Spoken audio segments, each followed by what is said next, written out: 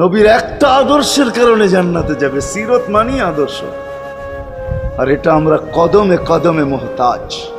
কেননা এই ছোট জীবনটা যদি গ্রহণযোগ্যতা পর্যন্ত পৌঁছাইতে হয় আল্লাহর কাছে, চাই নারী হই, চাই যুবক হই, চাই বৃদ্ধ হই, যেই মানুষই হই না কেন, যেখানেরই হই না কেন, যেই বাসারই হই না কেন, যেই বর্ণেরই হই না কেন, যেই পেশারই হই না কেন, যেই সোসাইটিরই হই না কেন, এই জীবনটাকে যদি গ্রহণযোগ্যতা পর্যন্ত পৌঁছাইতে হয় কার কাছে? দুনিয়া আলাদের কাছে না, মালিকের কাছে, যিনি এক ফোঁটা পানির থেকে অস্তিত্ব দিছেন, যার কাছে আবার আমাদেরকে ফিরা যেতে হবে।